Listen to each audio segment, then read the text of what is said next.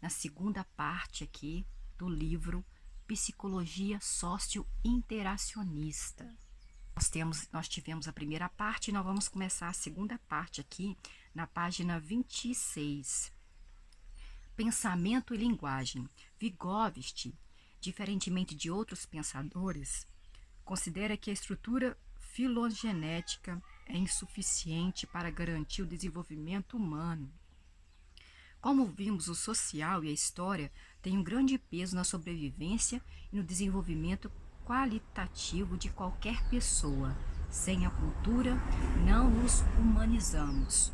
É preciso romper com o aprisionamento biológico da psicologia e passar para o campo da psicologia histórica, humana.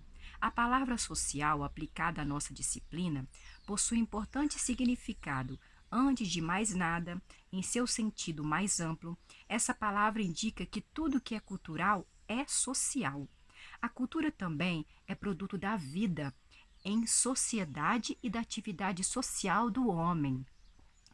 E por isso a própria colocação do problema do desenvolvimento cultural já nos introduz diretamente no plano social do desenvolvimento. Além disso, seria possível apontar para o fato de que o signo localizado fora do organismo, assim como o instrumento, está separado do indivíduo e consiste, em essência, num órgão da sociedade ou no meio social. Ademais, poderíamos dizer que todas as funções superiores formaram-se não na biologia, nem na história de filogênese pura. Esse mecanismo, que se encontra na base das funções psíquicas superiores, tem sua matriz no social. Poderíamos indicar o resultado fundamental a que nos conduz a história do desenvolvimento cultural da criança como a sociogênese das formas superiores de comportamento. Vygotsky, 2011, página 1. Os filmes que você pode assistir referente a isso é esse filme é dos Estados Unidos, ele é do ano de 94, O Garoto Selvagem, de 1970, A Maçã, de 1998. A atividade psicológica de um bebê pode ser considerada inferior ou elementar, justamente pelas limitações impostas pela motricidade e pela incapacidade dessa bebê se comunicar, o que nos torna exclusivamente dependente de outros cuidadores. Assim, o desenvolvimento é essencialmente mediado por outros seres humanos e por tudo que criaram em termos de conhecimento, tecnologia, instrumento de ação e de comunicação. Por exemplo, nascemos em uma cultura onde dormimos em camas. Você dorme em cama? Eu durmo em cama. Comemos apoiados em mesas, com a comida colocada em pratos. Utilizamos talheres para comer. Usamos os banheiros, vassouras para varrer. Usamos os telefones, usamos os computadores, usamos televisão, tablets, relógios para controlar o tempo, meios de transporte, cosméticos para passar na pele e ficar linda, roupas. Cada sujeito vai se aprimorando desses objetos e vai compreendendo seus sentidos, complexificando seu comportamento a partir da interação com outras pessoas. Aprende-se normas, aprende-se valores, aprende-se comportamentos. Aprende-se inclusive os preconceitos e estigmas enraizados nos grupos sociais. Normas religiosas, costumes típicos, inicialmente pela imitação, tendo um salto qualitativo quando se aprende a falar. A fala, também denominada signo ou instrumento de comunicação na obra de Vygotsky, é que dá sentido à atividade humana, ações do homem sobre o meio e a partir do meio, e que permite que as funções superiores se desenvolvam. A atividade, ela constitui o homem na medida em que ele se transforma e que transforma a natureza, ou algo, e por ela é transformado. Todos os instrumentos criados pelo homem são sínteses de atividade social. O que ele passa a pensar a partir da atividade é que diferencia ele dos outros animais. É justamente na apropriação da atividade que se dá a apreensão dos significados. O significado do que é, que se chama um determinado ser ou um objeto passa a existir para cada pessoa. Assim, por meio da atividade e do contato com outras pessoas, é que o homem se desenvolve. Isso que permite a cada um construir um mundo, subjetivá-lo, torná-lo próprio e ter a consciência de que se faz parte daquele mundo. O que explica a existência de grupos sociais monogâmicos ou poligâmicos? Por que a poligamia é aceita em determinadas culturas e em outras culturas não? O que faz com que determinados comportamentos e costumes sejam aceitos ou não aceitos em um determinado grupo social é justamente a história, gente, das relações dos homens com outros homens. Na mediação entre os instrumentos, os valores e os conhecimentos acumulados pelos homens em cada cultura. Em Vygotsky, a história do mundo é a história da atividade humana. Em Vygotsky, o homem só se constitui singular. Por meio das relações sociais. O que se considera essência humana é o conjunto das relações sociais. Podemos afirmar, então, que cada sujeito é encarnação da história e da realidade social em que se desenvolve. Isso não significa que o homem é resultado pronto, direto, determinista da realidade. Assim, o indivíduo não é a realidade, mas contém sim a realidade. Por isso que na teoria sócio-histórica, a gênese social do indivíduo tem grande importância. Dessa maneira, compreender as ações humanas é entender a história e a sociedade em que cada ser humano se constituiu. Isolar um fato, isolar uma pessoa é um equívoco nessa concepção toda. Qualquer fato, qualquer pessoa tem que ser considerado no conjunto das relações sociais, que por sua vez são marcadas pelas contradições e por movimentos de criação e recriação de valores, normas e costumes. Na medida em que os fatos históricos são superados dialeticamente, a memória humana se ressignifica. Quando os conhecimentos aprendidos através da cultura são internalizados dentro do ser humano, pode-se dizer que o sujeito se singulariza, de maneira que seus pensamentos se tornam complexos, tornando possível a cada um imaginar, compreender e criar conceitos, simbolizar e criar representações mentais.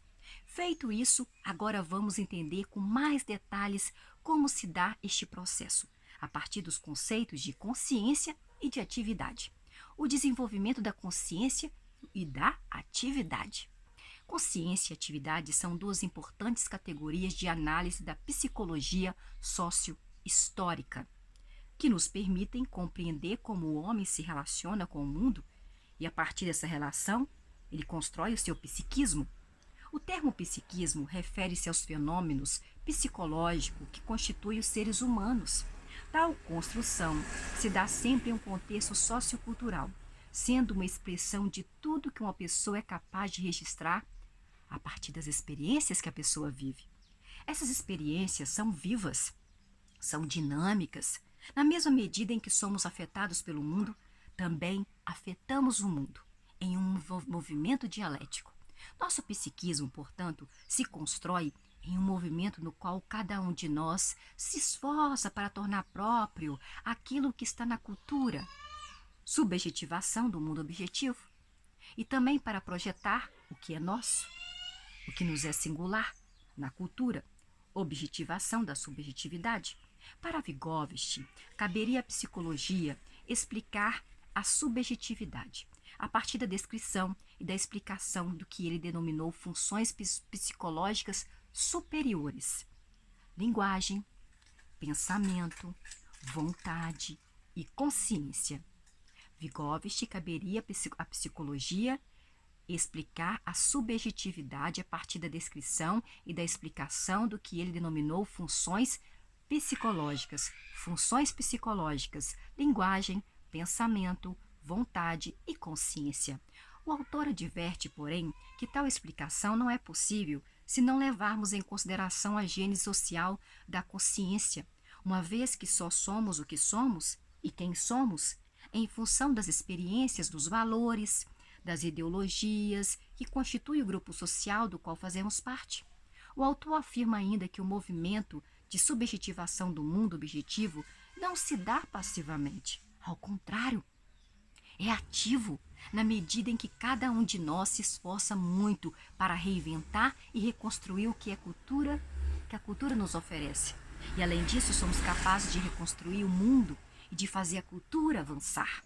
Esse processo de internalização do mundo objetivo pela consciência é sempre único, o que significa que cada um de nós é afetado pelo mundo de um modo particular, autoral, novo e próprio.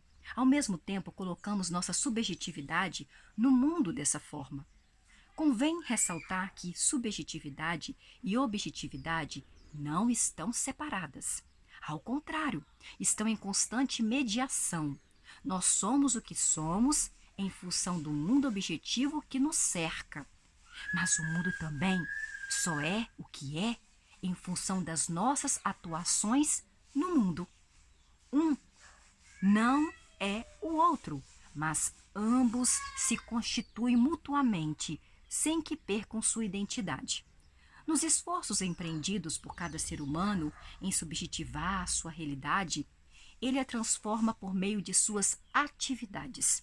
Elas anunciam a possibilidade de criar coisas novas e, a partir delas, impulsionar novas relações, criando novos movimentos culturais e, possivelmente, criando novas relações sociais. Um bom exemplo disso é a criação dos telefones celulares.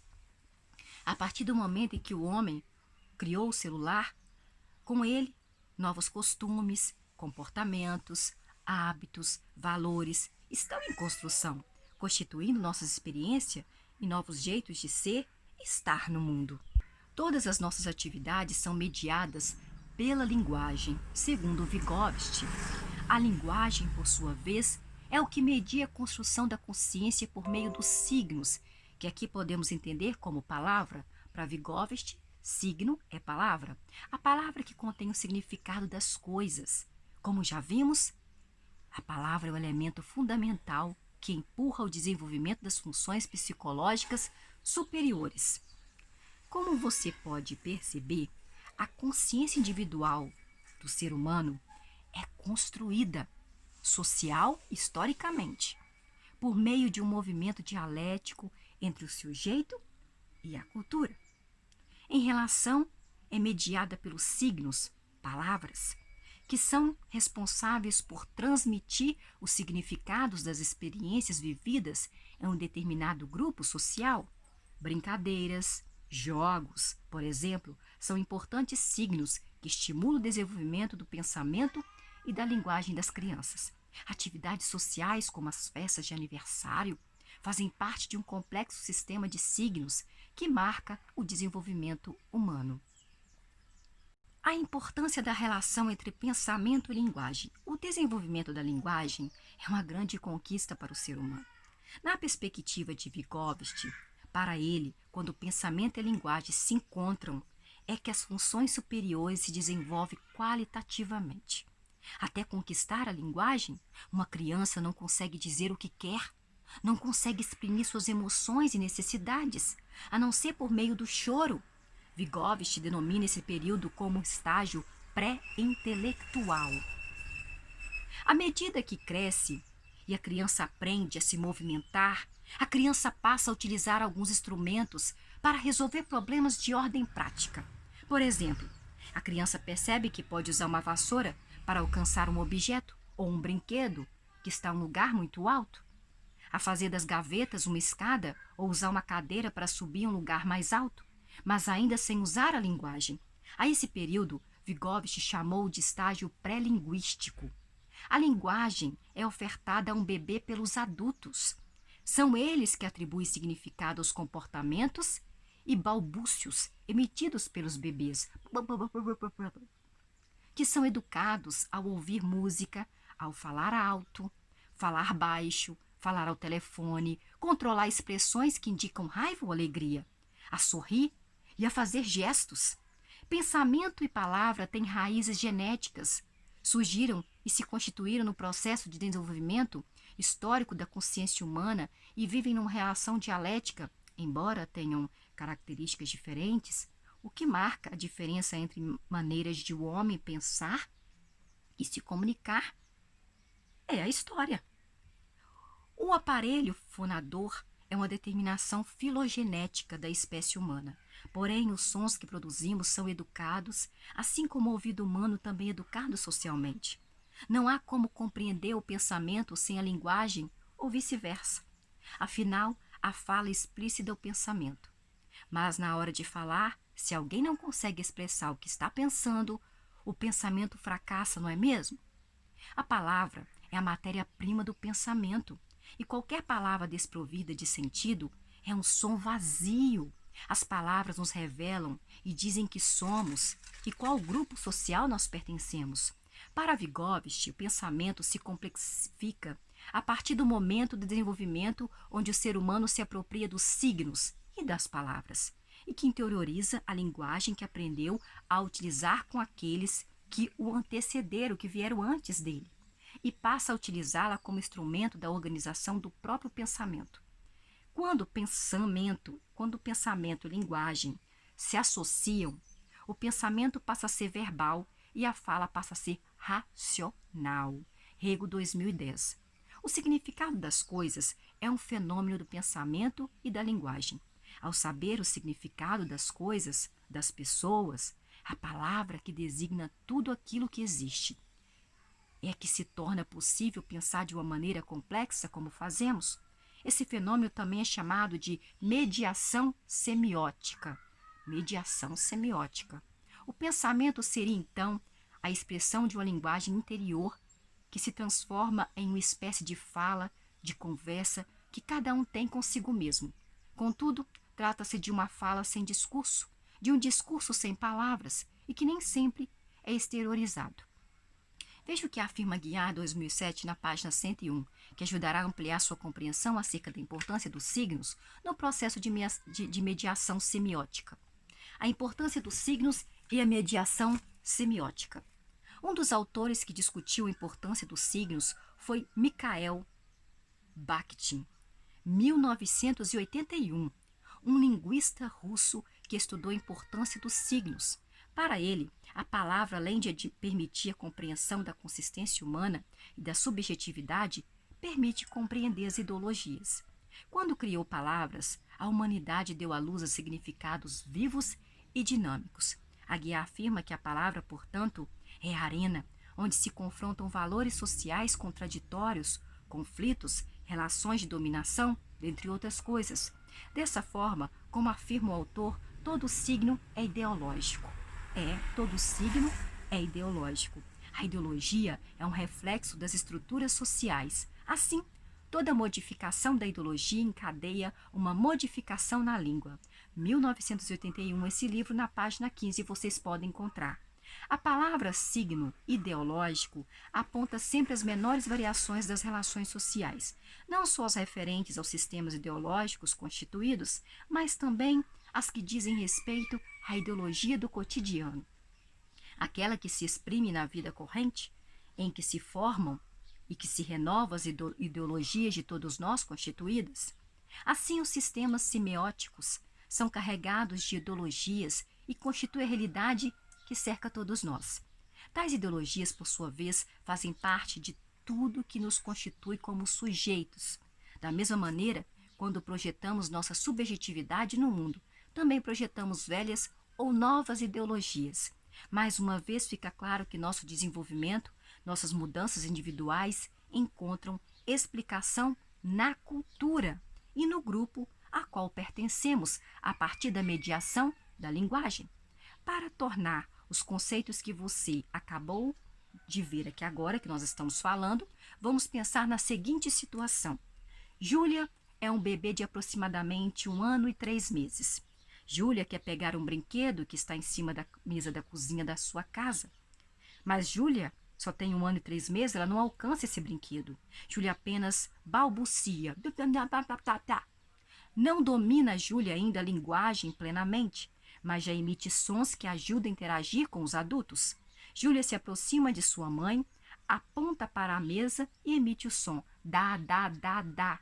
Nesse período, Júlia não utiliza a linguagem como instrumento do seu próprio pensamento.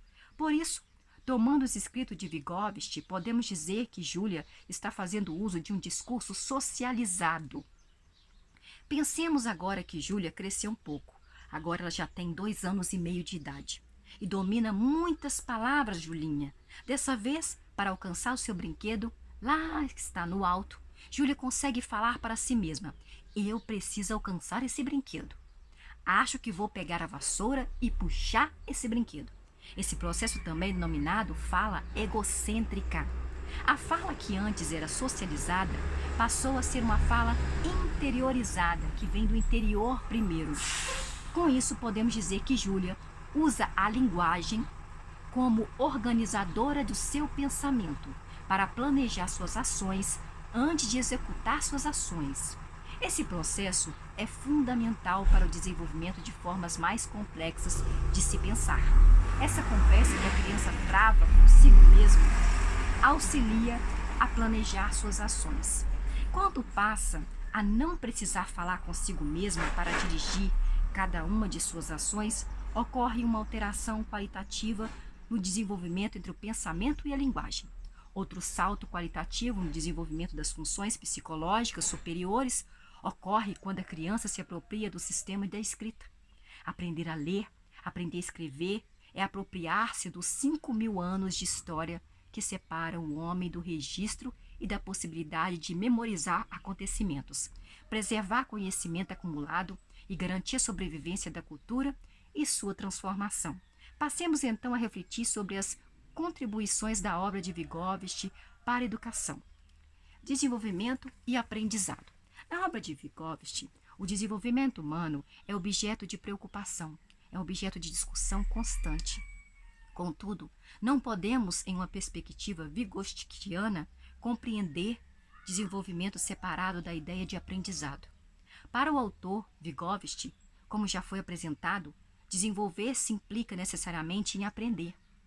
É o aprendizado que promove desenvolvimento e que é produto das interações sociais que um sujeito vive em determinado contexto histórico, social e cultural.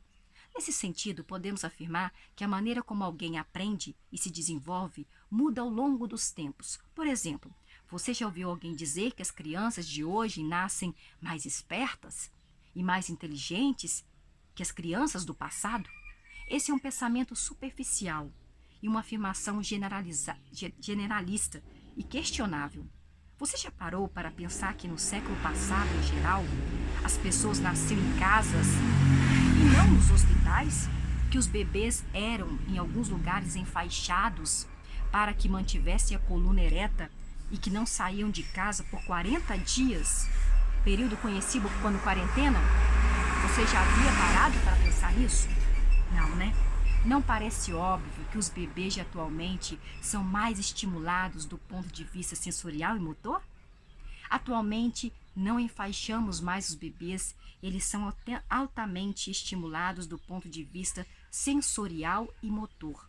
Só essa comparação já nos ajuda a sustentar a afirmação que a maneira como entendemos a relação entre desenvolvimento e aprendizado muda. Do ponto de vista social e histórico, como afirmava Vygotsky.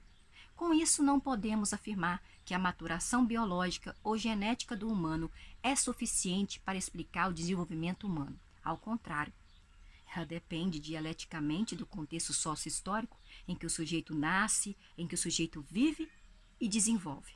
Na obra de Vygotsky, a noção de desenvolvimento é sempre discutida em suas relações com a noção do aprendizado. Sem aprendizado, determinados processos não ocorreriam. Na concepção do autor, por exemplo, você já parou para pensar? Se não tivéssemos um sistema de escrita, gente, como seria nosso desenvolvimento se a escrita não existisse? Vamos pensar em outro exemplo. Como seria nosso desenvolvimento se vivêssemos em uma sociedade que não conhece nem usa aparelhos eletrônicos como computadores e telefones celulares? O que seria diferente do ponto de vista do desenvolvimento humano, hein? Com base nessas ideias, você poderá refletir um pouco mais sobre o desenvolvimento humano e suas relações com o aprendizado. Para isso, apresentaremos o conceito de zona de desenvolvimento iminente e discutiremos o papel do brinquedo como elementos culturais que promovem o aprendizado e o desenvolvimento humano. Zona de desenvolvimento eminente. Pense em como aprendemos a andar e a falar. Será que as crianças aprendem a andar e a falar por si mesmas? Ou seja, sozinhas? Não. Ao contrário, nós andamos porque outros seres humanos andam e falam. Não é verdade?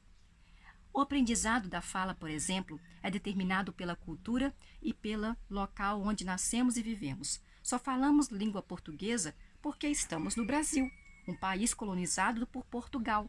O mesmo vale para outros aprendizados. Usamos sapatos porque nossos antepassados os inventaram e aperfeiçoaram os sapatos. O mesmo vale para outros instrumentos como talheres, óculos, relógios, lápis, computadores e tantas outras coisas. Retomemos o processo de aprendizado de fala. Quando uma criança aprende a falar, ela aprende a usar as palavras que correspondem aos seres vivos e objetos com precisão e perfeição. É muito comum que a criança utilize a mesma expressão para se referir a qualquer outro animal, como gatos, elefantes, ursos, dentre outros. Não são os adultos que interferem nesses casos, dizendo, por exemplo, não, esse bicho não se chama uau, o nome dele é urso. Você já falou? Não, não, não, esse aí não é o uau, esse aí é um urso. Você conhece alguma criança que tenha se comunicado dessa forma? Hein?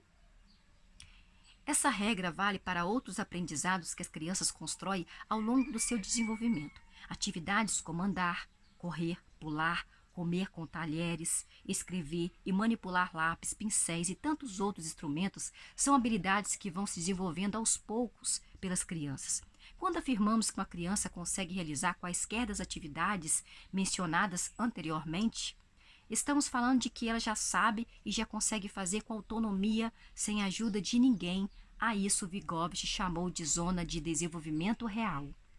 Para Vygotsky é importante levar esses aspectos em consideração, mas do ponto de vista psicológico é muito importante que estejamos atentos às atividades que as crianças só conseguem desempenhar com a ajuda de alguém mais experiente, o que corresponde ao que ele denominou de zona de desenvolvimento potencial. Zona de desenvolvimento potencial. Esses dois conceitos nos auxiliam a pensar na importância do papel do outro no desenvolvimento humano, como vimos no início deste livro-texto. Se não fosse o contato com outros seres humanos, jamais desenvolveríamos certas características que nos são próprias, inclusive ao expressarmos emoções.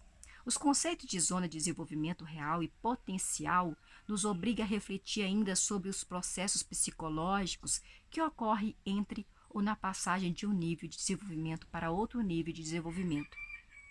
Para nomear esse processo, Vygotsky construiu o conceito de zona de desenvolvimento iminente. É comum que você encontre muitos textos que nomeiam esse conceito como zona de desenvolvimento proximal. Por questões de tradução, a tendência é que esse último, zona de desenvolvimento proximal, caia em desuso. Essa explicação será retomada mais adiante. A zona de desenvolvimento iminente diz respeito ao percurso trilhado pelo sujeito para aprender aquilo que ainda não sabe ou não consegue fazer. Trata-se, portanto, de um mecanismo psicológico em movimento, em contínua transformação, ou seja, diz respeito ao que uma pessoa não sabe ou não consegue fazer, mas que poderá saber ou fazer no futuro. Isso significa que, quanto mais mediações ou interações sociais interferirem ou estimularem a zona de desenvolvimento iminente, haverá qualitativamente maior desenvolvimento. A noção de que o aprendizado empurra o desenvolvimento, que discutimos no início deste livro, encontra fundamentado no conceito de zona de desenvolvimento iminente, desenvolvida por Vygotsky. Esse conceito é importante para pensarmos na responsabilidade que assumimos na educação das novas gerações. Educar as crianças, em um sentido mais amplo, para além do conhecimento escolar, e assegurar a sobrevivência da nossa cultura em toda a sua complexidade. Por isso, para o autor Vygotsky, um bom ensino é aquele que antecipa ao desenvolvimento. Isso não significa que todas as intervenções educativas, sejam aquelas que aconteçam ou não na escola, devam ser diretivas ou mecânicas. Em tempos passados, as práticas escolares, por exemplo, eram diretivas e investiam na cópia ou na repetição de modelos. Ao contrário, Vygotsky critica fortemente esses modelos educativos. Para Vygotsky, ainda que a imitação constitua a aprendizagem humana, sendo a forma mais elementar de aprendizado que o ser humano utiliza, não se trata da simples repetição de modelos e comportamentos já adotados e vividos pelo outro. Ao contrário, toda imitação é uma recriação subjetiva, internalizada do que observei do comportamento e das ações de outra pessoa. Essa recriação é cultural, social e depende das capacidades de cada criança. Trata-se de uma recriação, pois embora uma criança imite os adultos, ela cria algo novo a partir do que ela observou. É um processo ativo e repleto de possibilidade de transformação das ações e dos costumes vividos pelos diferentes grupos sociais. A imitação ela é um mecanismo de aprendizagem bastante utilizado nas brincadeiras infantis. Por exemplo, é muito comum que durante as brincadeiras infantis as crianças imitem os adultos. Em brincadeiras de casinha ou de escolinha, por exemplo, a imitação é muito frequente. Passemos então à discussão sobre a importância do brinquedo para Vygotsky. As relações entre o desenvolvimento e o brinquedo. O brinquedo tem uma relação estreita com o desenvolvimento humano. Porém, antes de mostrar essa relação, convém expor o que é brinquedo na visão do pensador. Para Vygotsky, o brinquedo, na obra dele, não diz respeito aos objetos com os quais uma criança pode brincar, como uma boneca, um carrinho, um peão, uma pipa ou uma peteca. Brinquedo, na obra de Vygotsky, diz respeito ao ato de brincar em si, mais especificamente ao brincar de faz de conta. Podemos dizer que o que o autor chama de brinquedo, Vygotsky, corresponde ao que Piaget chama de jogo simbólico. Tomar um cabo de vassoura e fingir que o cabo de vassoura é um cavalo, usar uma tampa de panela para simular o volante de um ônibus imaginário, fingir que uma panela é um chapéu, que uma toalha é uma capa de um super-herói, são exemplos do que Vygotsky denomina brinquedo. O ato de construir contextos de brincadeira, jogos, interações, personagens e objetos ou lugares imaginários é muito importante, pois imaginar impulsa o desenvolvimento da capacidade de representar mentalmente objetos, situações e experiências. O brinquedo, portanto, empurra o desenvolvimento das funções psicológicas superiores.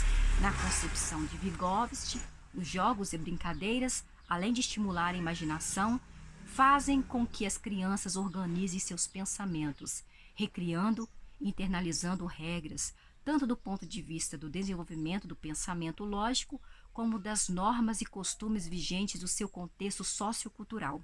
Por exemplo, quando brincam de casinha, as crianças costumam imitar os papéis assumidos pelos adultos em um grupo familiar. Em geral, costumam determinar que uma criança é o pai, a outra criança é a mãe, a outra criança é o avô, a outra criança é o filho e a filha. E assim por diante.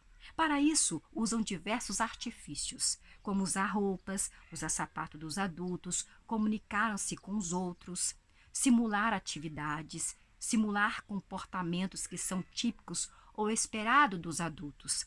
Na atividade de brincar, a criança se esforça para entender as atitudes dos adultos. Ao imitar os adultos, a criança pode agir de uma maneira mais complexa ou até mais avançada. O que seria esperado dela? Quando cuida de uma boneca como se fosse a mãe dela, é preciso que ela construa e compreenda um conceito ou uma ideia do que é ser mãe, de como age uma mãe, do que é esperado de uma mãe em sua cultura. O brinquedo impulsiona, portanto, a construção de zonas de desenvolvimento iminente no psiquismo infantil. O brincar é essencial e vital para o desenvolvimento das crianças. Assim, é fundamental que o brincar seja frequente e altamente estimulado nas mediações educativas praticadas pelos adultos em diferentes contextos sociais e culturais em que as crianças vivem, mas principalmente nos ambientes escolares, como você pode ver.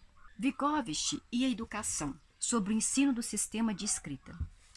Enquanto produção sociohistórica, a escrita pode ser considerada um sistema altamente tecnológico, desenvolvido e complexo de representação do pensamento humano. Para Vygotsky, a escrita é muito mais que um conjunto de associações mecânicas entre grafemas, que são letras, e fonemas, que são sons. Ao contrário, é produto da capacidade de representação simbólica dos pensamentos, que transforma sons em símbolos, cuja interação materializa as palavras que poderão ser lidas por outras pessoas. Sendo assim, as tentativas de grafismo, que é escrita, como a imitação da escrita adulta ou desenhos, a mistura de desenhos, a mistura de números, a mistura de letras que compõem a escrita infantil, é parte do processo de apropriação do sistema de escrita, que, por sua vez, é mediada pelas experiências culturais vividas pelo sujeito. Reconhecendo o sistema de escrita como um sistema altamente tecnológico e complexo de representação dos pensamentos humanos, Vygotsky critica o ensino pela repetição de sons e repetição de letras. Para Vygotsky, ao fazer isso, se nega à criança a compreensão do sentido da escrita e sua importância. É fundamental, a partir dos estudos de Vygotsky e Luria, um de seus colaboradores e mais amigos mais presentes na sua obra, entender as ideias construídas pelas crianças, mesmo antes delas saberem ler e escrever convencionalmente, para que se consiga descobrir e desvendar os mistérios e as regras de funcionamento do sistema de escrita. Aprendizagem como motora do desenvolvimento. Conforme apresentamos aqui, eu neste início falando com vocês, o desenvolvimento humano é forjado e impulsionado pelas aprendizagens mediadas pela cultura da qual o sujeito faz parte.